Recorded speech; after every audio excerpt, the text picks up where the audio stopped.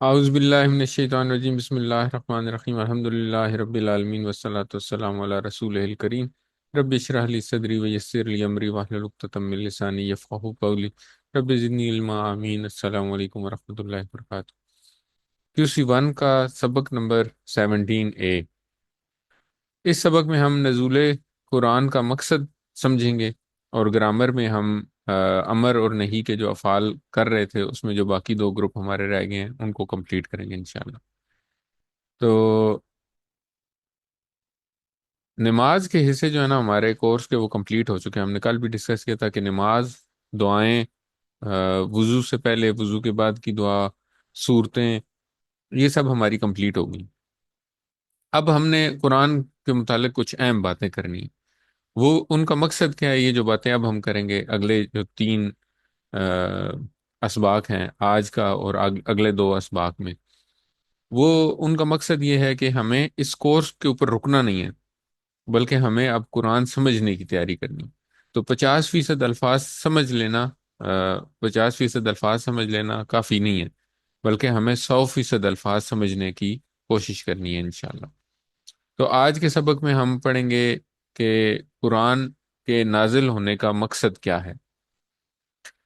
کل جو سبق ہم پڑھیں گے، سبق نمبر 18، اس میں ہم دیکھیں گے کہ قرآن آسان ہے اور اس کا سیکھنا بہترین کام ہے۔ اور اگلا جو اس سے اگلا جو لیسن ہوگا، سبق نمبر 19، اس میں ہم سیکھنے کے کچھ طریقے جو ہیں ان کے اوپر غور کریں گے۔ اور سبق نمبر 20 آخر میں ہم اپنا بیسیکلی احتساب کریں گے کہ ہم نے اس کورس میں کتنا قرآن سیکھا۔ تو یہ ہمارا آخری سبق ہوگا انشاءاللہ۔ تو آج کا جو ہمارا لیسن ہے وہ بیسیکلی قرآن مجید کی سورہ صاد کی آیت نمبر 29 کو ہم تھوڑا سا ڈسکرائب کریں گے اور اس کو تھوڑا سا سمجھنے کی کوشش کریں گے۔ تو ہمیشہ کی طرح ہم سب سے پہلے اس آیت کریمہ کی تلاوت سنتے ہیں۔ اعوذ باللہ من الشیطان الرجیم۔ كتاب أنزلناه إليك مبارك ليدبروا آياته وليتذكر أولو الألباب۔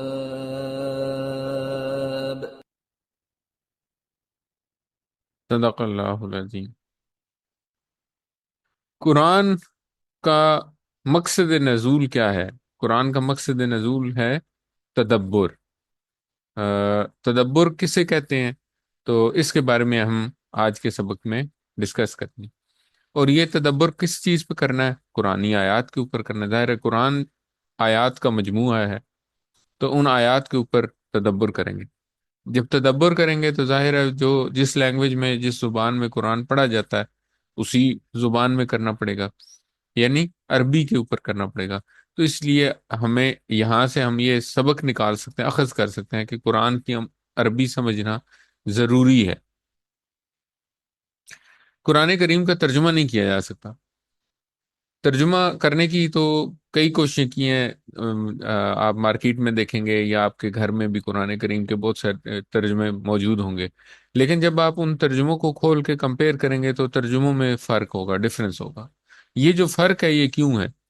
کیونکہ ہر بندہ جو قرآن کے جو الفاظ ہیں ان کو جب اردو زبان میں ٹرانسلیٹ کرنے کی کوشش کرتا ہے تو وہ اپنے حساب سے ٹرانسلیٹ کرتا ہے، اور بہت سارے مقامات ایسے ہیں جہاں پر قرآن کا جو ترجمہ ہے وہ اس کا حق ادا نہیں ہو سکتا۔ قرآن کے جو الفاظ ہیں ان کا حق ترجمہ ادا نہیں کر سکتا۔ مثال کے طور پہ ہم نے جب ہم اپنا اسباق پڑھ رہے تھے تو ہم نے سب سے پہلی جو آیت پڑھی تھی سورہ فاتحہ کی، وہ تھی الحمد رب العالمین۔ تو اب اگر آپ اس کا ترجمہ دیکھیں گے تو اس کا ترجمہ ہوگا تمام تعریفیں دو جہانوں کے رب کے لیے، تمام جہانوں کے رب کے لیے۔ لیکن اب یہ جو ترجمہ ہے، اس ترجمے میں نہ الحمد کا جو اصل مطلب ہے وہ سامنے آ رہا ہے۔ ہم نے پڑھا تھا کہ جی اس کا مطلب ہے کہ ہر قسم کی تعریف اور ہر قسم کا شکر۔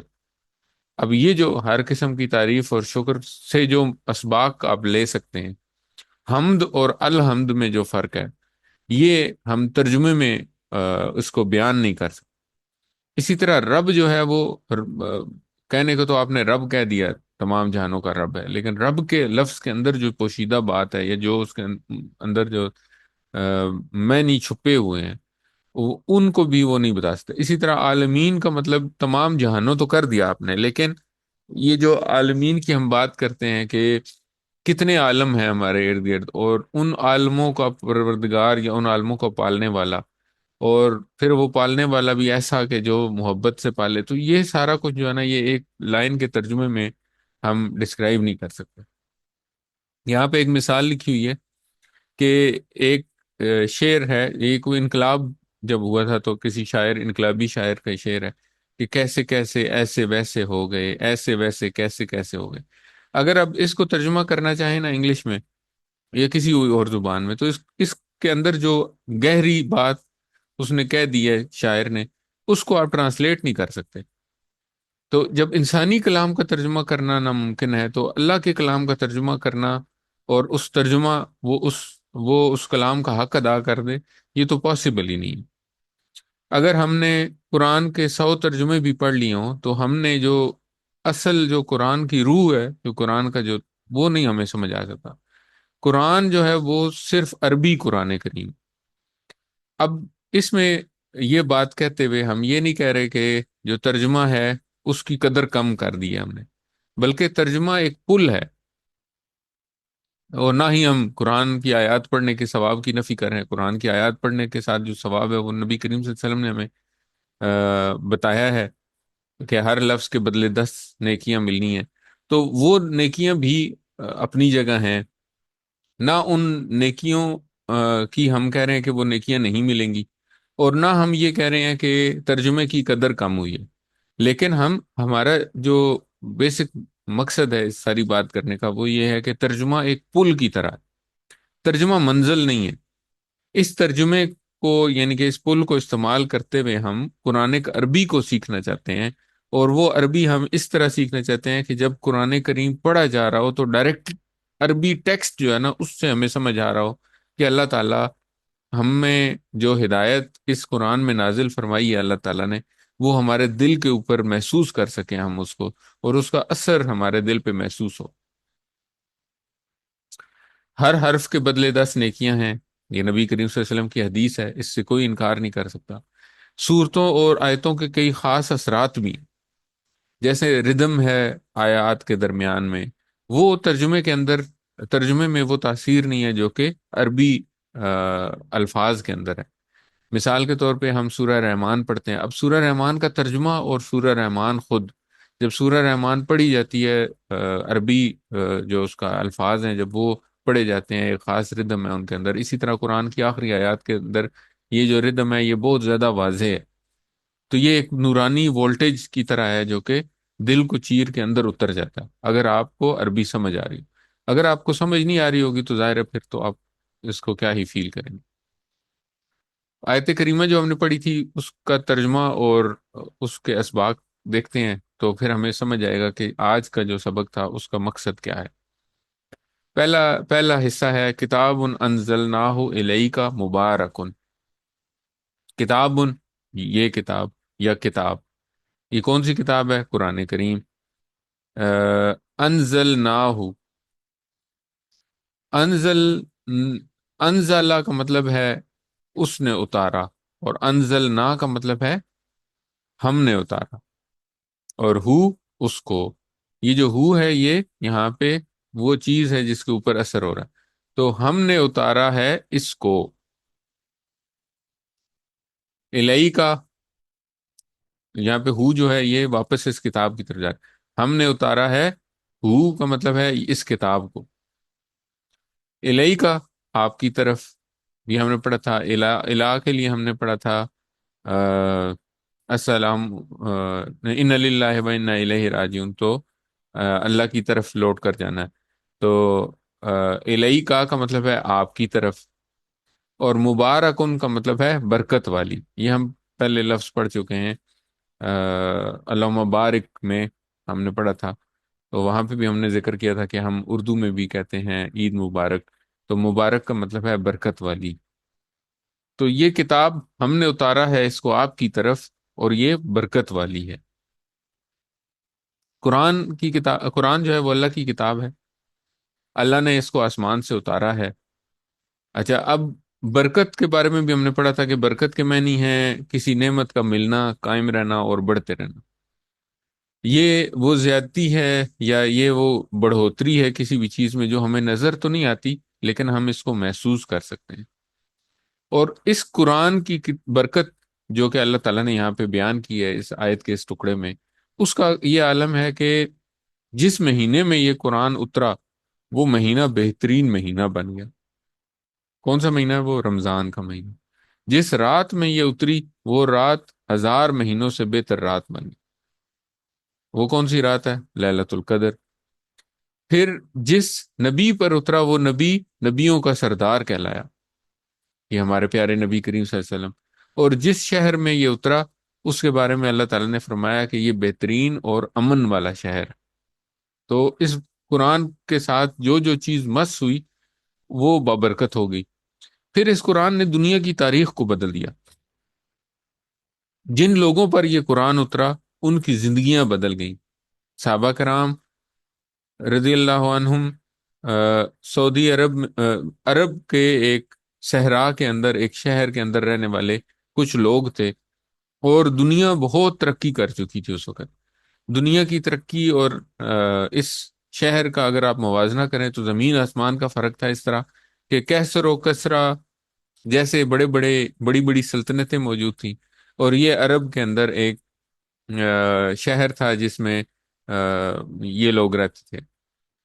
لیکن اس قرآن کے بدولت 100 سال کے اندر اندر وہ جو دنیا کی جو دو بڑی سپر پاورز تھیں ان کے سامنے آ کے کھڑے ہو گئے، اور ان کا مقابلہ کیا انہوں نے، اور کیسر و کسرا کے جو تخت تھا اس کو انہوں نے توڑ پھوڑ کے رکھ دیا۔ پھر روم کے اوپر بھی قبضہ کر لیا۔ تو 100 سال کے اندر اندر صحاب رسول جو تھے یہ دنیا کی سپر پاور بن گئے اور علم اور اخلاق کے ماڈل بن گئے۔ اور پھر پورے 1 سال تک، یعنی تقریباً اس وقت تک جب تک مسلمان اس کتاب کے ساتھ جڑے رہے، یہ دنیا میں سب سے آگے رہے۔ اور پھر جیسے ہی ہم نے اس قرآن کو چھوڑا، مسلمانوں نے اس قرآن کو چھوڑا، پس پش ڈالا اس کی ساری اسباق کو، اس کی، تو ساتھ ہی مسلمانوں پر زوال شروع ہو گیا اور دوسری قومیں مسلمانوں کے اوپر قابض ہو گئی۔ اس تصور اور احساس کے ساتھ پڑھیں، کتاب انزلناہ الیک مبارکن، یہ کتاب، اس کو اتارا ہے ہم نے آپ کی طرف، یہ برکت والی۔ اچھا، اب جو اتارا جانا ایک تو بتایا گیا کہ اس کتاب کی خصوصیت بتا دی کہ یہ کتاب برکت والی، لیکن اب یہ بتایا جا رہا ہے کہ ایک اس کتاب کو اتارے جانے کا مقصد کیا ہے، جو آج کا ہمارا سبق ہے کہ نزول قرآن کا مقصد کیا ہے۔ تو اگلا حصہ ہے لیدبروا آیات ہی، تاکہ وہ غور کریں اس کی آیات پر۔ لی کا مطلب ہے تاکہ، یہ ہم پہلے بھی پڑھ چکے ہیں، ہم نے اس سے پہلے للہ ہی پڑھا تھا۔ تو ہم نے کہا تھا کہ جب بھی لی جو ہے نا یہ کسی اسم کے ساتھ آتا ہے،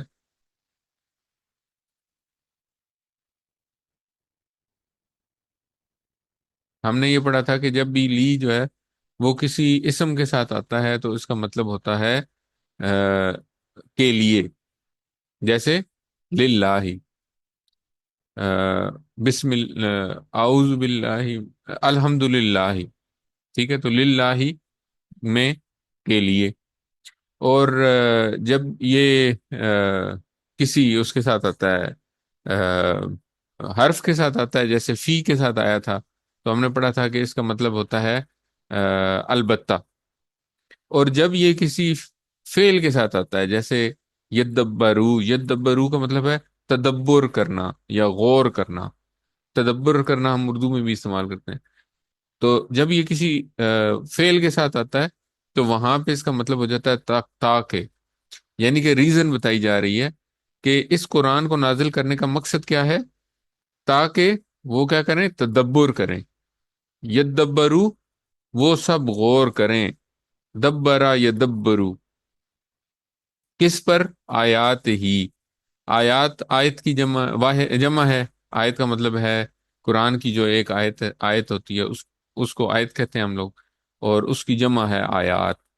تو آیات ہی جو ہے یہ پھر واپس جا رہا ہے اس کتاب کی طرف، تاکہ وہ غور کریں اس کی آیات پر.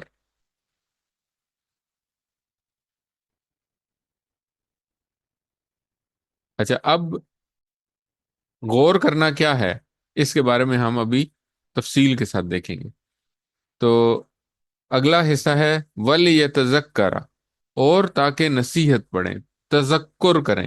پہلا تھا تدبر کریں، لیدبروا، تدبر کریں. تدبر کا مطلب ہوتا ہے غور کرنا، اور تذکر کا مطلب ہوتا ہے نصیحت پکڑنا. وا کا مطلب ہے اور، لی کا مطلب ہے تاکہ، یتذکر تاکہ نصیحت پکڑیں. کون؟ اولو الالباب.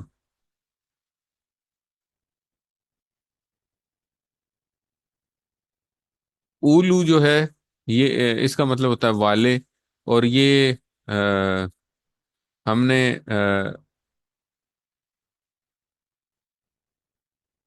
اس کی واحد ہے اولی، یا اولیاء بھی پڑھتے ہیں، اولیاء اللہ، اللہ والے. تو اولو کا مطلب ہے والے، اور الباب جمع ہے لب کی. لب کا مطلب ہوتا ہے عقل، اور الباب کا مطلب ہے عقل والے. ٹھیک ہے، لب کا مطلب ہے عقل، اور الباب جو ہے اس کی جمع ہے. تو اولو الالباب کا مطلب ہو گیا عقل والے لوگ. اور تاکہ نصیحت پکڑیں عقل والے. اچھا، اب یہاں سے ہمیں دو دو الفاظ مل گئے، دو لفظ مل گئے. قرآن کریم کے نزول کے مقصد جو ہے نا، وہ اگر ہم دو الفاظ میں بتانا چاہیں تو وہ ہے تدبر کرنا اور تذکر کرنا. تدبر کس پر کرنا ہے؟ آیات کے اوپر. اور تذکر کون کرے گا؟ جو عقل والے لوگ ہیں وہ کریں. تدبر کا مطلب ہے غور کرنا، اور تذکر کا مطلب ہے نصیحت حاصل کرنا. اچھا، اب ہم ان کو باری باری لیتے ہیں. تدبر کیا ہے؟ تدبر جو ہے نا، اس کا مطلب ہم نے ابھی دیکھا کہ غور کرنا. غور کرنے کا کیا مطلب ہے؟ اگر ہم اس کو الیبوریٹ کریں تو اس کا مطلب آپ کو سمجھنے کے لیے، آپ مثال اگر میں دوں، تو آپ جو اخبار پڑھتے ہیں، تو اخبار پڑھنے کے لیے تدبر کی ضرورت نہیں، بلکہ آپ ایک کونے سے پڑھتے ہیں اور بس پڑھتے چلے جاتے ہیں. چھوٹی چھوٹی خبریں ہیں جو کہ آپ کو مل رہی ہیں، مل رہی ہیں، مل رہی ہیں، اور بس آپ آخر تک پڑھ جائیں. کیوں؟ کیونکہ وہ جو خبریں ہیں ان کا آپس میں کوئی ریلیونس نہیں ہے، ایک دوسرے کے ساتھ اس کا کوئی تعلق نہیں ہے.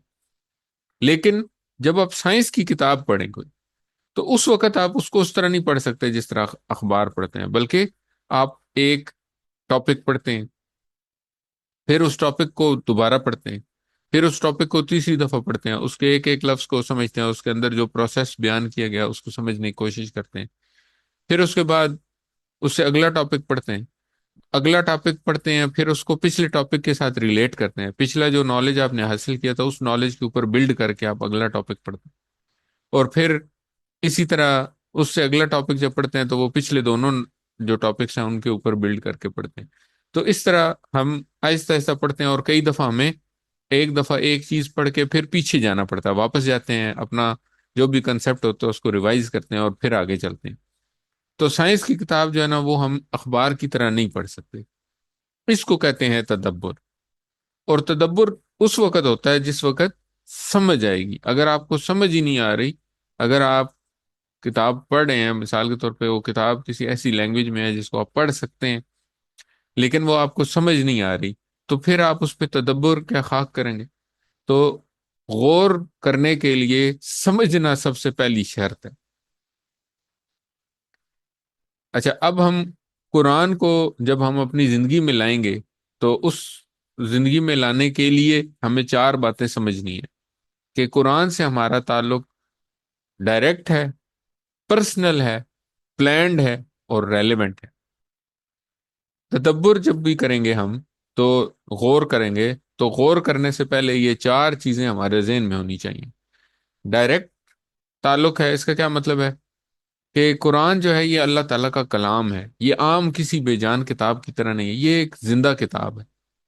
جب ہم اس کو پڑھ رہے ہوں گے، تو جب بھی ہم اس کو پڑھتے ہیں تو اللہ ہمیں دیکھ رہا ہوتا ہے، اور وہ یہ دیکھتا ہے کہ میرا بندہ میرا پیغام پڑھ کے کیا کرتا ہے. کیا یہ بند کر کے رکھ دے گا، اور جو کچھ جس چیز سے میں نے منع کیا وہی جا کے کام کرے گا، یا یہ میرا کلام پڑھ کے اس کے اندر جو احکامات ہیں، جو میں نے حکم دیے ہیں، ان کو یہ سمجھے گا اور پھر اپنی زندگی کو اس حساب سے تبدیل کرے گا۔ یہ ہے ڈائریکٹ ریلیشن۔ اسی طرح جب ہم امام سے سنتے ہیں تو اللہ تعالیٰ دیکھ رہا ہوتا ہے کہ میرا بندہ سن کر کیا عمل کرے گا، تو اس لیے ہمیں چاہیے کہ ہم پورے اخلاص سے پڑھیں یا سنیں۔ تو اللہ تعالیٰ ہمیں اس میں ہدایت کے راستے سمجھا رہا ہے۔ بار بار قرآن میں اللہ تعالیٰ فرماتا ہے یہ ہدایت کی کتاب ہے۔ دوسری بات ہے کہ پرسنل ہے، یعنی کہ جو بھی آیت ہم پڑھیں یا سنیں، وہ یہ نہیں ہے کہ بھئی یہ آیت جو تھی یہ بنی اسرائیل کے لیے تھی، اور یہ آیت جو ہے یہ عیسائیوں کے لیے تھی، اور یہ آیت جو ہے یہ غزوہ بدر میں جو صحابہ تھے ان کے لیے تھی، اور یہ آیت جو ہے یہ مشرکین مکہ کے لیے تھی۔ بلکہ ان کے لیے تو تھی ہی، لیکن اس کا جو ایک مطلب ہے وہ یونیورسل ہے۔ ہر آیت کا ایک مطلب یونیورسل ہے، اور وہ میرے اوپر بھی امپلیمنٹ ہوتا ہے۔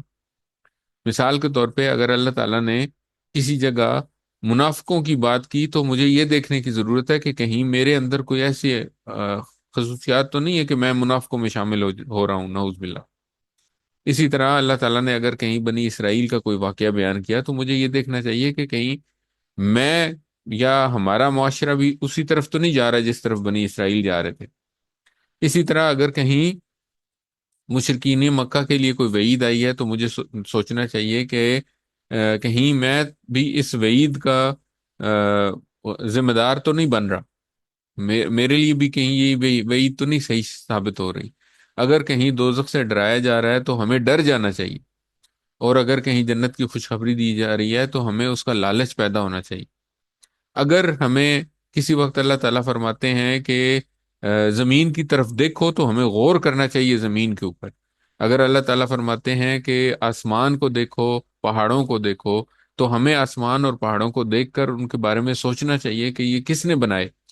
تو اس طرح جو بھی آیت ہم پڑھیں یا سنیں، وہ اس احساس کے ساتھ ہونی چاہیے کہ یہ میرے لیے ہے، اور یہ دیکھنا چاہیے کہ اس میں میرے لیے کیا پیغام ہو سکتا ہے۔ میں اپنی زندگی میں اس آیت کے ساتھ، اس آیت میں جو بھی سبق دیا جا رہا ہے اس کے ساتھ میں اپنی زندگی میں کیا تبدیلی لا سکتا ہوں۔ تیسرا جو پوائنٹ ہے وہ ہے پلانڈ ہے، یعنی کہ جس طرح ہم کہتے ہیں کہ ہر کھانے دانے دانے پہ کھانے والے کا نام لکھا ہوا ہے، تو ہم کہیں گے آیت آیت پر سننے والے کا اور پڑھنے والے کا بھی نام لکھا۔ تو اللہ تعالیٰ نے اگر یہ آیت مجھے سنوائی ہے، تو ضرور اس کا میرے اوپر کوئی ایفیکٹ ہے، مطلب میری زندگی میں اس کا آج کوئی رول ہے، جس کی وجہ سے میں یہ آیت آج سن رہا ہوں یا میں آج پڑھ رہا ہوں۔ اللہ تعالیٰ کوئی بھی کام بلا مقصد یا بلا کسی وجہ کے نہیں کرتا۔ اگر میں نے آج کوئی آیت پڑھی ہے، تو آج لازمی طور پہ مجھے کوئی ایسا اب میرے ساتھ کچھ ایسا واقعہ پیش ہونے والا ہے کہ یہ آیت جو ہے یہ مجھے گائیڈ کر سکتی ہے اس مسئلے کی موجودگی میں۔ تو اس لیے مجھے اس کو پڑھتے ہوئے زیادہ غور کرنا ہے، اور اس کے اندر جو بھی سبق ہے مجھے اس کو سمجھنا ہے اور اس کو یاد رکھنا ہے، تاکہ جب بھی مجھے اپنی روزمرہ کی زندگی میں وہ چیز وہ مرحلہ آئے جس میں مجھے اس آیت کے اندر جو سبق دیا گیا ہے اس سے استدلال کر کے ہدایت کے راستے کی طرف جانا ہے، تو میں اس میں ناکام نہ ہوں۔ اسی طرح چوتھی بات یہ ہے کہ یہ ریلیونٹ ہے۔ ہم نے کیا کیا؟ ہم نے سورہ فاتحہ پڑھتے ہوئے اللہ تعالیٰ سے ہدایت کی دعا مانگی۔ تو اب یہ جو قرآن مجھے سنایا جا رہا ہے یہ ارریلیونٹ نہیں ہے، یہ ریلیونٹ ہے، وہ اس ہدایت کی دعا کے ریلیونٹ ہے۔ تو اللہ تعالیٰ نے مجھے یہ سوچنا ہے کہ اللہ تعالیٰ نے یہ ہدایت مجھے دے دیا، اب میں نے اس سے ہدایت اخذ کرنی ہے، اور کامیابی کا جو راستہ ہے، جو صراط مستقیم جس کی طرف میں نے ہدایت مانگی تھی، ہدایت مجھے دی جا رہی ہے، میں نے اب اس کے اوپر عمل کرنا ہے، تاکہ میں ان لوگوں میں شامل ہو جاؤں جن کو ہدایت ملی، جن کے اوپر اللہ تعالیٰ نے اپنا انعام کیا۔ کہیں ایسا نہ ہو میں ان لوگوں میں شامل ہو جاؤں جو ہدایت پانے کے بعد اس پر غور نہیں کرتے تھے اور وہ ضالین ہو گئے، یا ہدایت کو سمجھنے کے باوجود مجھے ہدایت سمجھ آ جائے اور پھر بھی میں اس ہدایت کے اپوزٹ عمل کروں اور خدا نخواستہ مغضوب علیہم میں نہ شامل ہو جاؤں۔ تو یہ جو 4 پوائنٹ ہے یہ جب ہم سمجھ لیں گے، تو ہمیں تعلق معلوم ہو جائے گا قرآن کے ساتھ. ہمارا تعلق جو ہے وہ کیا ہے؟ قرآن کی آیات کے ساتھ، جو میں آیات آج پڑھ رہا ہوں ان کے ساتھ میرا تعلق پرسنل ہے، ڈائریکٹ ہے، ریلیونٹ ہے، اور پلانڈ ہے. یہ چار پوائنٹ اگر مجھے ذہن میں رہیں گے تو اب تدبر کرنے کا مجھے فائدہ ہوگا. جب تدبر کروں گا تو میں کیا کروں گا؟ میں مطالعہ کروں گا، قرآن کی ایک آیت کو پڑھوں گا، اس کا ترجمہ پڑھوں گا، اور اس کے بعد تصور اور احساس کروں گا. جو جو بھی اللہ تعالیٰ نے اس آیت کے اندر بات بتائی ہے، اس کو میں احساس کروں گا، اس کا تصور کروں، اور پھر مجھے احساس ہونا چاہیے. مطالعہ کا کیا مطلب ہے؟ مطالعہ کا مطلب ایسا ہے، یہی ہے جو کہ ہم نے ابھی پڑھا کہ سائنس کی کتاب کو کیسے مطالعہ کرتے ہیں. تو ہم قرآن کی ایک آیت پڑھیں گے، اس کو سمجھ کر بار بار پڑھیں گے، اس کے اندر جو الفاظ ہیں ان کے اوپر غور کریں گے کہ یہ لفظ کہاں سے آیا، یہ لفظ میں نے پہلے کہاں پڑھا تھا، اور اس لفظ کا مطلب کیا ہے، اس میں سے کیا سبق نکلتا ہے، اور یہ جو آیت میں پڑھ رہا ہوں اس کا پچھلی آیت سے کیا ربط ہے، آگے جو بات بیان کی جا رہی ہے اس کے ساتھ اس کا کیا تعلق ہے. یہ ہے سمجھ کر پڑھنا. مخ- مختصر تشریح تفسیر کا غور و فکر کے ساتھ مطالعہ کرنا، یہ ہے مطالعہ. اس کے بعد ہے تصور. تصور کا مطلب جو ابھی ہم نے بات کی کہ جہاں پر ممکن ہو سکے وہاں تصور کا استعمال کریں. زمین اور آسمان کا ذکر ہو تو ان کا تصور کریں، رب العالمین کا ذکر ہو تو مختلف جہانوں اور ان میں بے شمار مخلوقات کا ذکر کریں. جنت جہنم کا ذکر ہو تو جنت اور جہنم کو امیجن کریں، اور ان کے اندر جو جو نعمتیں ہیں یا جو اس کی جہنم کی ہولناکیاں بیان کی گئی ہیں ان کو تصور میں لائیں، اور پھر احساس کریں. احساس کا کیا مطلب ہے کہ نعمتوں کا ذکر ہو تو شکر کا احساس کریں، جنت کا ذکر ہو تو شوق اور امید کا احساس ہو کہ اے اللہ مجھے بھی اس کا امیدوار بنا دے، جنت کو امیدوار بنا دے. جہنم کا ذکر ہو تو ساتھ ہی دعا نکلے منہ سے، اے اللہ مجھے آگ کے عذاب سے بچا دے. نبی کریم صلی اللہ علیہ وسلم کی سنت ہے یہ کہ نبی کریم صلی اللہ علیہ وسلم قرآن کریم پڑھتے ہوئے ساتھ ساتھ جہاں پہ وعید بتائی جاتی تھی کسی کے لیے تو اللہ تعالیٰ کے نبی ساتھ ہی دعا فرماتے تھے کہ اے اللہ مجھے اس گروہ میں شامل نہ کریو. اور جب کہیں نیک لوگوں کی بات ہوتی تھی یا جن پر اللہ تعالیٰ نے انعام کیا ان کی بات ہوتی تھی تو اللہ تعالیٰ کے نبی فرماتے تھے کہ اللہ مجھے ان میں شامل کریو. اور اسی طرح جب نعمتوں کا ذکر ہوتا تھا تو الحمدللہ اور شکر کے الفاظ جو ہیں وہ نبی کریم صلی اللہ علیہ وسلم ساتھ شامل کرتے تھے. جب جنت کا ذکر ہوتا تھا تو شوق اور امید پیدا ہوتی تھی، اور جب جہنم کا ذکر ہوتا تھا تو اس سے بچنے کے لیے نبی کریم صلی اللہ علیہ وسلم دعا کرتے تھے. تو ہمیں بھی یہ احساس پیدا کرنا. تو یہ ہو گیا ہمارا، یہ جو آئیکن ہم دیکھتے تھے بار بار، اس میں ہمارا مطالعہ ہو گیا اور تصور اور احساس ہو گیا. تو یہ تین جو چیزیں ہیں یہ مل کے بنتی ہے تدبر. اور تدبر کے بعد ہم کیا کرتے ہیں؟ تذکر. تذکر کا کیا طریقہ ہے؟ تذکر کے چار کمپوننٹس ہیں جو ہم بار بار کرتے بھی رہے: دعا، احتساب، پلان، اور تبلیغ. دعا کا کیا مطلب ہے کہ جو بھی آیت پڑھیں، جو بھی آیت پڑھیں اس میں جو بھی چیز بتائی گئی ہے اس کے بارے میں فوراً دعا کریں. یہ جو بات ہم نے جیسے ابھی بتائی، مثال کے طور پہ جنت کا ذکر ہے تو فوراً دعا کریں کہ اے اللہ مجھے جنتی لوگوں میں شامل کر. اس کے لیے حضرت عکاشہ کی مثال ہم نے جو پڑھی تھی وہ ذہن میں رکھیں کہ جیسے ہی کوئی بھی خوشخبری دی جائے تو اس خوشخبری کو ایز اے خبر نہ لیں، بلکہ اللہ تعالیٰ سے دعا کریں کہ اللہ جن کے لیے یہ خوشخبری ہے مجھے ان میں شامل کر. اور اسی طرح جب کوئی وعید سنائی جائے تو اس کو ایز اے خبر نہ لیں، بلکہ اللہ تعالیٰ سے فوراً دعا کریں کہ اے اللہ مجھے اس گروپ میں شامل نہ کر. اور ہر عمل کی ابتدا دعا سے ہوتی ہے. مثال کے طور پہ جیسے ابھی ہم یہ آیت پڑھ رہے ہیں تو تدبر اور تذکر کی توفیق کی دعا کر لیں کہ اللہ مجھے توفیق دے کہ میں آئندہ سے قرآن کے اوپر اس طرح تدبر اور تذکر کروں جس طرح ان آیات کے اوپر تدبر اور تذکر کرنے کا حق ہے. اچھا، پھر دعا کافی نہیں ہے، احتساب بھی کریں. احتساب میں کیا کریں گے کہ گزرے ہوئے دن کا یا ہفتے کا احتساب کریں. اب یہ نہیں ہو سکتا کہ ہم دعا تو کرتے رہیں لیکن خود کوشش نہ کریں. تو اللہ تعالیٰ قرآن کریم میں خود اللہ تعالیٰ فرماتا ہے کہ جو قومیں اپنی حالت بدلنے کی کوشش نہیں کرتی اللہ تعالیٰ ان کی حالت نہیں بدلتا. تو صرف دعا کافی نہیں ہے بلکہ احتساب کریں.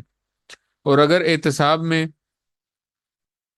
آپ کو کوئی چیز کوئی ناکافی ملے، آپ کو لگے کہ اس چیز میں کمی ہے، تو پھر پلان بنائیے اگلے دن کے لیے یا ہفتے کے لیے. کس طرح میرا اگلا دن یا اگلا ہفتہ گزرے ہوئے دن یا گزرے ہوئے ہفتے سے بہتر ہوگا. لیکن ساتھ ساتھ اس پلان کو مستند علماء سے چیک بھی کر لینا چاہیے کہ کیا میں جو کچھ سمجھا ہوں یا میں جو کچھ پلان بنا رہا ہوں کیا یہ واقعی یہی پلان ہونا چاہیے. اجتماعی معاملات ہوں تو علماء کرام سے چیک کر لیں. اور پھر اصل کام ہم جیسے لوگوں کے لیے ہے، مثال کے طور پہ تعلق باللہ، اتباع رسول، فکر آخرت، ذکر، عبادات، اخلاق، معاملات، یہ ساری باتیں ایسی ہیں جو کہ پہلے سے بیان کی جا چکی ہیں. اور ان میں پلان بنانے میں ہمیں کسی قسم کی کوئی مشکل نہیں ہونی چاہیے، کسی قسم کی کوئی ایمبیگوٹی نہیں ہونی چاہیے. اور پھر کیا کریں؟ پھر تبلیغ کریں. اور تبلیغ کیوں امپورٹنٹ ہے؟ کیونکہ نبی کریم صلی اللہ علیہ وسلم نے فرمایا بلغوا انی ولو آیا، میری طرف سے پہنچا دو اگرچہ وہ ایک آیت ہی ہو. تو یہ تبلیغ کا جو کنسپٹ ہے یہ بھی بہت ضروری ہے. نبی کریم صلی اللہ علیہ وسلم ہم سب مانتے ہیں کہ آخری نبی ہیں، نبوت کا سلسلہ بند ہو گیا. تو نبی کریم صلی اللہ علیہ وسلم کے بعد اب یہ بھاری ذمہ داری، لوگوں تک اللہ کا پیغام پہنچانے والی ذمہ داری اب امت کے کندھوں پر ہے. اور امت جو ہے وہ اس احساس سے بالکل آری ہے، مطلب اس کے اوپر کسی قسم کا کوئی، امت کے میجورٹی آف دا امہ جو ہے اس کو کوئی احساس نہیں ہے کہ ہمارے کندھوں پہ کتنی بھاری ذمہ داری ہے. تو ایسا نہیں ہے کہ ہم سب سے پہلے قرآن کا سارا علم حاصل کر لیں، دین کا سارا علم حاصل کر لیں اور اس کے بعد پھر ہم نے تبلیغ شروع کرنی ہے. بلکہ نبی کریم صلی اللہ علیہ وسلم نے فرمایا کہ ایک آیت سیکھی ہے تو وہ آیت دوسروں تک پہنچاؤ میری طرف سے. کیونکہ یہ جو کام ہم کر رہے ہیں یہ نبیوں کا کام ہے، رسولوں کا کام. تو رسولوں کے خاتم النبیین ہونے کی وجہ سے، آخری رسول آخری نبی ہونے کی وجہ سے، اب چونکہ اور کسی نبی نے نہیں آنا تو نبی کریم صلی اللہ علیہ وسلم کی طرف سے ہم پیغام پہنچانے والے. اس میں اس کام کے لیے اپنا وقت لگائیے، پیسہ لگائیے، صلاحیت لگائیے، اور جو لوگ یہ کام کر رہے ہیں ان کی مدد کریں. اچھا، آج کے بعد یعنی کہ یہ جو قرآن کا جو ہمارا کورس ہے QC1 یہ ختم ہو جائے گا جب، تو انشاءاللہ جو اگلا کورس ہے QC2 ہے، یہ ہم پہلے پتہ نہیں اس بارے میں ڈسکشن کر چکے ہیں نہیں، یہ 7 QCs ہیں، QC1 سے لے کے QC7 تک. تو QC1 سے لے کے 4 تک جو QCs ہیں نا، ان میں ہم قرآن کریم کے 95% الفاظ جو ہیں وہ سیکھ لیتے. تو اس لیے یہ الفاظ، یہ کورسز بہت امپورٹنٹ ہیں. تو ہم نے یہاں پہ رکنا نہیں ہے، QC1 کے بعد رک نہیں جانا بلکہ QC2 شروع کرنا ہے انشاءاللہ. تو ابھی سے نیت کر لیں کہ انشاءاللہ ہم QC1 جب ختم ہو جائے گا تو QC2 کے لیے انرول ہوں گے.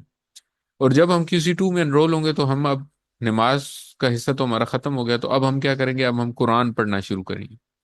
جب ہم قرآن کی آیات پڑھیں گے تو پہلا سپارہ جب شروع کریں گے، پہلا پارہ شروع کریں گے، تو انشاءاللہ ہم آیات کو، جو بھی آیات ہم پڑھیں گے ان کو ہم یہی جو تدبر اور تذکر والا ہم نے آج فارمولہ پڑھا ہے کہ ہر آیت کا غور سے مطالعہ کریں گے، تصور اور احساس کے ساتھ پڑھیں گے، پھر اس آیت کے مضمون کے مطابق ہم اللہ تعالیٰ سے دعا بنائیں گے، نکالیں گے، اس میں سے کوئی دعا نکالیں گے نبی کریم صلی اللہ علیہ وسلم کی بتائی ہوئی دعاؤں میں سے، یا قرآن کریم میں جو بتائی گئی ہیں دعائیں ان میں سے کوئی دعا نکالیں گے. اس دعا کی روشنی میں ہم اپنے روزمرہ کا احتساب کریں گے، اگلے دنوں کا پلان بنائیں گے، اور پلان بنائیں گے کہ دوسروں تک ہم نے یہ بات تبلیغ کر کے کس طرح پہنچانی ہے. تو یہ جو آئیکن آپ کو نظر آیا، یہ جو ابھی نظر آ رہا ہے، مطالعہ، اس کے بعد تصور اور احساس، اور پھر دعا، احتساب، پلان اور تبلیغ، یہ سائیکل ہم بار بار کریں گے، بار بار کریں گے، تاکہ قرآن کی آیات کے اوپر تدبر اور تذکر کا جو اللہ تعالیٰ نے جو مقصد بتایا ہے اس مقصد کو پورا کر سکیں انشاءاللہ. اور قرآن کے حقوق جن کے بارے میں ہم ہر سبق کے بعد بات کرتے ہیں وہ یہ ہے کہ قرآن کو سمجھ کے قرآن پہ ایمان رکھنا، پھر قرآن کو پڑھنا، سمجھنا، غور کرنا یعنی تدبر کرنا، عمل کرنا، اور اس کو دوسروں تک پھیلانا، یہ قرآن کے حقوق ہیں۔ اور قرآن کے حق، قرآن جو ہے وہ قیامت والے دن اپنے حقوق کے بارے میں پوچھے گا کہ اے اللہ ان لوگوں نے میرے حقوق جو تھے وہ پورے کیے یا نہیں کیے۔ تو دو گروہ ہو جائیں گے، ایک اصحاب قرآن ہوں گے جو اللہ تعالیٰ کے، جو اللہ کی کتاب کے حقوق پورے کریں گے، وہ اصحاب قرآن کہلائیں گے۔ اور اصحاب قرآن کے بارے میں اللہ کے نبی نے بہت بہت بہت خوشخبریاں بتائی ہیں۔ تو ہمیں یہ نیت کرنی ہے، دعا کرنی ہے ابھی سے کہ اے اللہ ہمیں قرآن کے حقوق پورے کرنے کی توفیق دے، تاکہ ہم اصحاب قرآن میں شامل ہو سکیں انشاءاللہ۔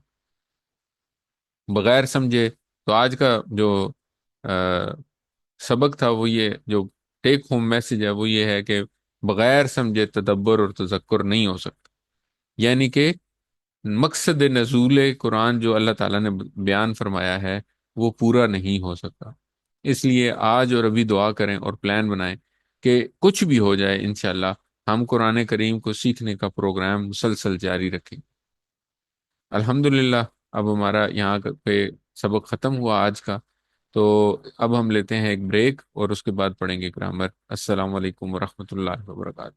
اعوذ باللہ من الشیطان الرجیم، بسم اللہ الرحمن الرحیم، الحمدللہ رب العالمین، الصلاۃ والسلام علی رسول الکریم، رب اشرح لی صدری ویسر لی امری واحلل عقدۃ من لسانی یفقہوا قولی۔ السلام علیکم ورحمۃ اللہ وبرکاتہ۔ سبق نمبر 17 بھی، آج ہم فعل امر اور نہیں کمپلیٹ کریں گے انشاءاللہ۔ ہم نے پڑھا فعل ماضی، فعل مضارع، اور ابھی فعل امر کے بارے میں پڑھ رہے ہیں۔ امر اور نہیں کا مطلب ہے کہ کسی کام کا حکم دینا یا درخواست کرنا، یا کسی کام سے روکنا۔ اور ہم نے یہ پڑھا تھا، فعالہ کا ٹیبل پڑھا، اور ہم نے یہ دیکھا تھا کہ مضارع کا جو انتا والا صیغہ ہے، یعنی کہ سامنے والے سے جب بات کرتے ہیں تفعلوا، اس کے ساتھ ہم امر بناتے ہیں۔ بنانے کا فارمولہ ہم نے پڑھا تھا کہ تا گرا دیتے ہیں اور آخری حرف جو ہے اس کو ساکن کر دیتے ہیں، اور پھر اگر پڑھا نہ جا پا رہا ہو تو حمزہ لگا کے اس کو پڑھ لیتے۔ تو تفعلوا سے بنے گا افعل، افعلو، افعل، افعلو، لا تفعل، لا تفعلو۔ اس طرح ہم نے پڑھا افتح، افتحو، لا تفتح، لا تفتحو۔ پھر ہم نے پڑھا اجعل، اجعلو، لا تجعل، لا تجعلو۔ کل ہم نے پڑھا انصر، انصرو، لا تنصر، لا تنصرو۔ اور پھر ہم نے پڑھا اعبد، اعبدو، لا تعبد، لا تعبدو۔ اور ہم نے پڑھا تھا اذکر، اذکرو، لا تذکر، لا تذکرو۔ تو جو یہاں پہ ہمیں فرق نظر آیا تھا وہ حمزہ پیش کے ساتھ آئی تھی۔ آج ہم مزید کچھ افعال پڑھتے ہیں۔ تو داربا کا ٹیبل آج سے پہلے ہم نے جو پڑھا تھا وہ تھا داربا، داربا، داربو، دربتا، دربتو، دربتم، دربنا۔ پھر پڑھا یدربو، یدربونا، تدربو، ادربو، تدربونا، ندربو۔ اب ہمیں یہ پتا ہے کہ تدربو سے امر بنے گا۔ کس طرح بنے گا؟ تا گرائیں گے، با ساکن ہو جائے گا، پڑھا نہیں جائے گا تو حمزہ لگائیں گے، اور حمزہ کے نیچے ہم نے پڑھا تھا کہ زیر ہی آتی ہے سوائے نصرہ کے، تو یہ بن جائے گا ادرب، ادرب تو مار، ادربو تم سب مارو، لا تدرب تو مت مار، لا تدربو تم سب مت مارو۔ دوبارہ سنیے، ادرب تو مار، ادربو تم سب مارو، لا تدرب تو مت مار، لا تدربو تم سب مت مارو۔ ادرب، ادربو، لا تدرب، لا تدربو۔ ٹھیک ہے، میرے ساتھ مل کے پڑھیں، ادرب تو مار، ادربو تم سب مارو، لا تدرب تو مت مار، لا تدربو تم سب مت مارو۔ ادرب، ادربو، لا تدرب، لا تدربو۔ تیسرا گروپ جو تھا اس میں یہی ایک ہی فعل ہے، ہم نے پڑھا تھا کہ تیسرا گروپ جو ہے وہ اس میں ہم نے اس کورس میں ایک ہی فعل پڑھنا ہے اور وہ ہے داربا۔ تو اس کو جب ہم بول چال میں استعمال کریں گے تو ادرب کا جواب آئے گا ادرب یعنی کہ تو مار کا جواب آئے گا ادربو سے، ٹھیک ہے؟ اور ادربو کا جواب آئے گا تم سب مارو کا جواب ندربو سے، یہ ہم پہلے بھی ڈسکس کر چکے ہیں۔ اور جب ہم اس کے ساتھ کوئی فعل لگاتے ہیں، فار ایگزامپل فٹ بال کو کہتے ہیں کرا، الکرا، تو اگر ہم کہیں ادرب الکرا، فٹ بال کو مارو، فٹ بال کو مار، تو ہم کہیں گے ادرب الکرا، میں فٹ بال کو ماروں گا۔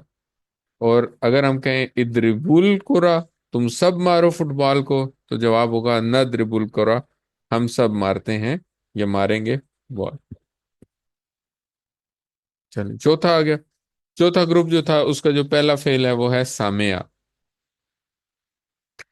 سامعہ کے بارے میں ہم نے پڑھا تھا کہ جی اس کے ماضی میں عین کلمے کے نیچے زیر ہے، تو ہم نے اس کو پڑھا تھا سامعہ، سامعو، سمیتا، سمیتو، سمیتم، سمینا۔ پھر ہم نے اس کا مضارع پڑھا تھا یسمعو، یسمعونا، تسمعو، اسمعو، تسمعونا، نسمعو۔ اور آج ہم پڑھیں گے اس کا امر۔ تو تسمعو سے امر بنے گا، تا گرائیں گے عین ساکن ہو جائے گا، تو یہ بن جائے گا سا ساکن، سین ساکن، میم کے اوپر زبر اور عین ساکن۔ اس کو پڑھنا مشکل ہے تو اس سے پہلے ہم حمزہ لگائیں گے، اور ہم نے پڑھا تھا یہ کہ ان سور کے علاوہ سب میں زیر کے ساتھ لگتا ہے، تو یہ بنے گا اسما۔ اسما تو سن، اسمعو تم سب سنو، لا تسمع تو مت سن، لا تسمعو تم سب مت سنو۔ اسما تو سن، اسمعو تم سب سنو، لا تسمع تو مت سن، لا تسمعو تم سب مت سنو۔ اسما، اسمعو، لا تسمع، لا تسمعو۔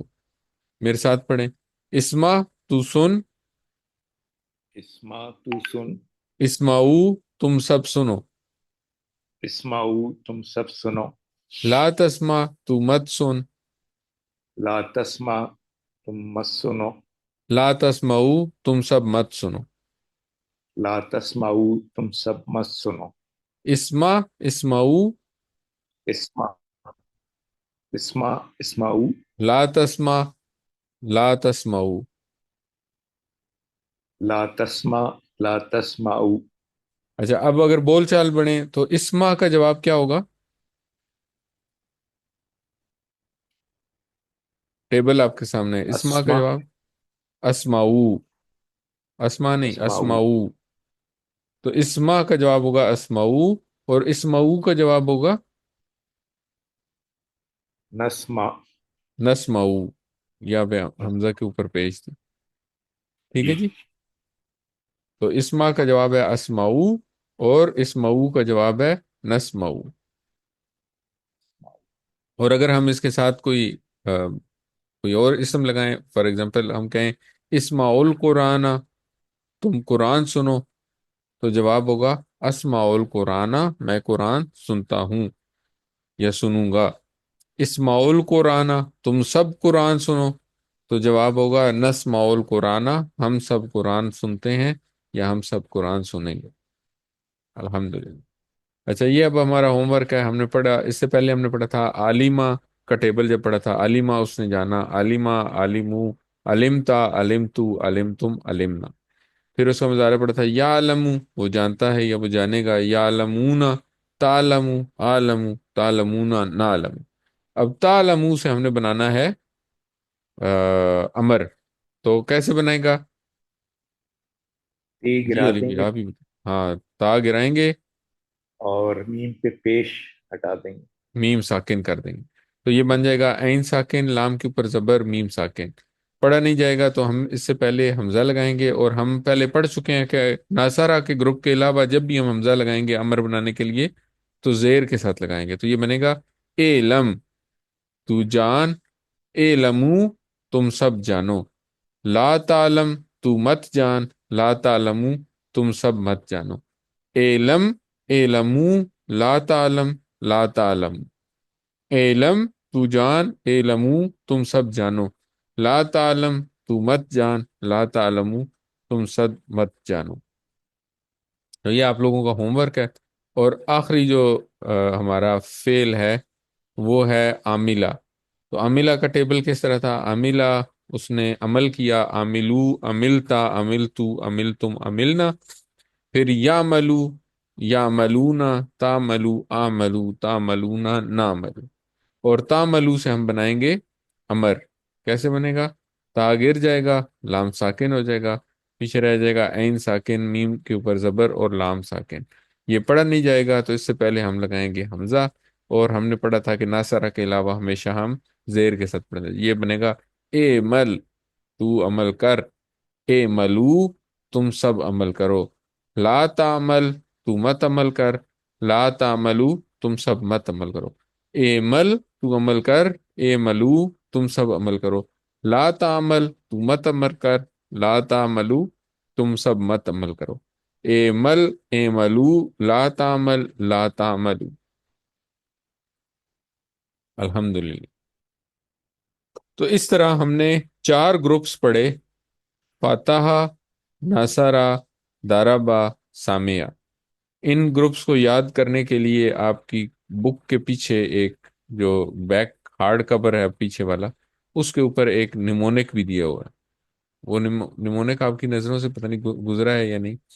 وہ نیمونک ہے کہ قرآن کو کھولو گے.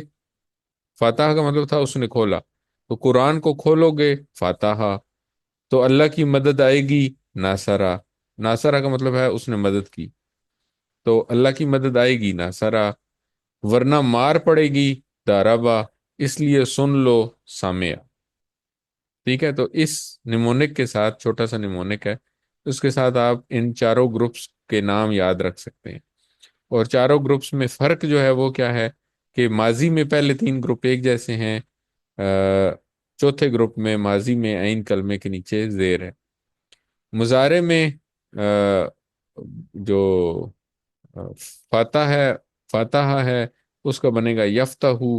لیکن ناصرہ میں عین کلمے پہ پیش ہو جائے گا، دارابہ میں عین کلمے کے نیچے زیر ہو جائے گی. اور سامیہ جو ہے وہ یفتحو کی طرح ہی یسمعو ہوگا. اور آگے جو تھے امر، اس میں وہ مضارع سے ہی امر بنتا ہے. حمزہ جو لگے گا پہلے اس میں ہمیشہ زیر ہوگی، تینوں گروپس میں زیر ہے سوائے ناصرہ کے جہاں پہ پیش ہے. ٹھیک ہے، تو یہ 4 گروپس کے مین ڈفرینسز ہیں. تو ان سے ہم ان گروپس کے اندر جو افعال ہیں ان کو پڑھ سکتے ہیں. جو آپ کو بکس دی گئی ہیں ان بکس کے آخری جو 4 پیجز، آخری 4-5 پیجز ہیں، ان کے اندر ہم نے تو صرف 11 افعال پڑھے. 3 فاتحہ کے گروپ میں سے، 4 ناصرہ کے گروپ میں سے، ایک دارابہ کے گروپ میں سے، 3 سامیہ کے گروپ سے، تو یہ ہو گئے 11. لیکن قرآن کریم میں بہت زیادہ افعال ہیں، اور وہ افعال جو ہیں وہ ان 4 گروپس میں بھی بہت زیادہ شامل ہیں. تو یہ بہت میجارٹی والے گروپس ہیں، یہ جو 4 گروپس ہیں. 2 گروپس اس کے علاوہ بھی ہیں، وہ انشاءاللہ ہم QC 5 میں جا کے پڑھیں گے، وہ بہت کم استعمال ہوئے قرآن کریم میں. تو 4 گروپس کے افعال جو ہیں ان کے بارے میں آپ کی بک کے آخر میں ٹیبل بنے ہوئے ہیں. ان ٹیبلز پہ آپ دیکھ سکتے ہیں کہ کون کون سے افعال جو ہیں فاتحہ کے گروپ میں ہیں، کون کون سے افعال ناصرہ کے گروپ میں ہیں، کون کون سے افعال جو ہیں وہ دارابہ کے گروپ میں ہیں، اور کون کون سے سامیہ کے گروپ. اور جب بھی آپ ان کا میک اوور آپ کو قرآن کریم میں نظر آئے گا تو آپ کو سمجھ آ جائے گی. آپ اس کا ترجمہ جو ہے وہ دیکھیں گے اور آپ اس کے ساتھ کو ریلیٹ کریں گے تو آپ کو سمجھ آئے گی کہ یہ کیوں اس کا ترجمہ یہ ہے. مثال کے طور پہ، جیسے اب ہم اگر نماز میں بات کریں تو اگر ہم کہتے ہیں اہدی، اہدنا، اہدی، تو ہمیں پتہ ہے کہ اہدی جو ہے نا اس میں یہ امر کا صیغہ ہے. ٹھیک ہے، اسی طرح اگر ہم نے پڑھا تھا نعبدو، تو اب ہمیں یہ پتا کہ نعبدو جو ہے یہ عبادہ کا فعل مضارع کا آخری صیغہ ہے نعبدو. تو یعبدو، یعبدون، تعبدو، آبدو، تعبدون، نعبدو. تو پھر اسی طرح ہم نے نستعین پڑھا تو وہ بھی اب ہمیں پتا ہے کہ نستعین جو ہے وہ مضارع کا آخری صیغہ ہے. تو اس طرح قرآن کریم کے جو افعال ہیں ان کو پہچاننے کی کوشش کریں، ان کے گروپس کو پہچاننے کی کوشش کریں، اور گروپ سے زیادہ ان کا جو میک اوور ہے اس میں سے ہمیں جو فالتو الفاظ ہیں وہ نکال کے مادے کے الفاظ ہیں ان کو پہچاننا. اور وہ جو فالتو جو افعال ہیں، جو حروف ہیں، جیسے یفتحو میں یا ایکسٹرا لگا ہوا ہے، یا جو ہے یہ مضارع کی نشانی ہے۔ اصل جو مادے کے الفاظ ہیں وہ تو ہے فا، تا اور ہا، لیکن یا ہمیں یہ بتا رہا ہے کہ یہ مضارع کا صیغہ ہے، اور مضارع کا بھی پہلا صیغہ ہے۔ اسی طرح یفتحون میں یا اور واو نون آخر میں یہ فالتو الفاظ ہیں، اور یہ ہمیں صرف یہ بتا رہے ہیں کہ یہ مضارع کا دوسرا صیغہ ہے۔ تو اس طرح ان الفاظ کو پہچاننے کی کوشش کریں۔ قرآن کریم کی جب تلاوت کرتے ہیں تو ان تلاوت میں جو جو افعال آپ کو نظر آئیں، آپ ان کو ان کے گروپ میں رکھنے کی کوشش کریں کہ یہ اس گروپ میں یہاں پہ آتے ہیں، اور اس کے لیے ہم ترجمے سے ہیلپ لے سکتے ہیں۔ الحمدللہ آج کا سبق ختم ہوا۔ نقطہ تعلیم آج کا بہت امپورٹنٹ ہے، وہ یہ ہے کہ کل ہم نے یہ پڑھا تھا کہ الفاظ کو ہم مثالوں سے سیکھیں گے، اور اگر ہم مثالوں سے یاد رکھیں گے تو کیا ہوگا؟ معنی جلدی یاد ہوں گے، معنی جلدی یاد آئیں گے، اور ایک لفظ کا معنی دوسرے کو نہیں جائے گا۔ آج جو ہم آ، آج جو ہم بات کریں گے اس نقطہ تعلیم جو آج کے سبق کا ہے، وہ یہ ہے کہ ہماری اس کتاب کے اندر جو بھی مثال، اس کورس کے اندر جو بھی ہم نے الفاظ پڑھے ہیں، وہ سارے نماز سے ہیں۔ اور اس کا کیا فائدہ ہے کہ وہ جانی پہچانی ہے، ہم روز دن میں تقریباً 25 کے قریب رکھتے پڑھتے ہیں، اور ان رکعتوں میں ہم یہ سارے کلمات، یہ سارے الفاظ ہم بار بار پڑھتے ہیں۔ صرف ہمیں کیا کرنا ہے؟ ہمیں غور کرنے کی ضرورت ہے، اور ہمیں ان کا مطلب یاد کرنے کی ضرورت ہے۔ سمی اللہ لمن حامدہ کا مطلب اگر کسی سے پوچھیں گے تو ہو سکتا ہے بہت سارے لوگوں کو پتہ ہی نہ ہو، نماز پڑھتے ہیں لیکن ان کو نہیں پتا کہ سمی اللہ لمن حامدہ کا مطلب کیا ہے۔ تو اب الحمدللہ ہمیں تمام الفاظ کا مطلب پتہ ہے۔ تو قرآن کریم میں جب جب جہاں جہاں پہ یہ الفاظ آئیں گے، وہاں پہ ہم ان کو آئیڈینٹیفائی کر سکتے ہیں نماز سے۔ کرنا کیا ہوگا؟ ہمیں نماز میں ڈھونڈنا ہوگا کہ یہ لفظ کہاں پہ استعمال ہوا۔ مثال کے طور پہ اگر سامیہ ہے تو ہمیں نماز میں یاد کرنا ہے کہ یہ سامیہ کہاں پہ ہے، وہاں پہ جب ہم پہنچیں گے تو ہمیں فوراً اس کا مطلب یاد آ جائے گا۔ پھر یہ جو الفاظ ہیں ان کا ہمارے سے تعلق ہے، روحانی اور جذباتی تعلق ہے، تو اس لیے نماز کے ہر لفظ کو اچھی طرح یاد کریں۔ قرآن پڑھتے ہوئے کوئی لفظ آ، اگر آپ کو جانا پہچانا لفظ نظر آتا ہے اور اس کا معنی یاد نہیں آ رہا، تو قرآن اپنی نماز کے اندر یاد کریں کہ یہ نماز میں یہ لفظ کہاں پہ استعمال ہوتا، اور وہاں سے اس کا مطلب نکال کے اس کے اندر، اس آیت کے اندر دیکھیں کہ وہاں پہ جو لفظ استعمال ہوا ہے کیا اس کا مطلب وہی ہے جو مجھے یاد ہے۔ الحمدللہ، مبارک ہو آپ سب کو۔ آج ہم نے قرآن کریم کے 50% سے زائد الفاظ سیکھ لیے۔ قرآن کریم کے 78,000 الفاظ ہیں، ان کو 50%، 39,000 بنتا ہے۔ آج کے سبق کے اختتام پہ ہمارے ٹوٹل سیکھے گئے الفاظ 208 ہو گئے ہیں، جو قرآن کریم میں 39,571 دفعہ ہیں۔ ہم نے 17 گھنٹے میں قرآن کریم کے 50% الفاظ سیکھ لیے الحمدللہ۔ ساتھ ہوم ورک یاد رکھیں، 2 تلاوت کے، 2 پڑھنے کے، ایک اس کورس کا لفظی ترجمہ اور قواعد کا سننا، اپنے ساتھیوں سے کورس کی باتیں کرنا، اور نماز میں مختلف صورتوں کی تلاوت کرنا۔ یاد رکھیے آپ منتخب ہیں، اللہ تعالیٰ نے قرآن سیکھنے کے لیے آپ کو انتخاب کیا ہے، اس انتخاب کو نظر انداز مت کریں۔ اپنے ساتھیوں کے لیے دعا کریں، اے اللہ قرآن کی کلاس میں ہم سب کو قرآن سیکھنے میں مدد فرما، اور اپنے لیے دعا کریں، رب زدنی علما، اے اللہ میرے علم میں اضافہ فرما۔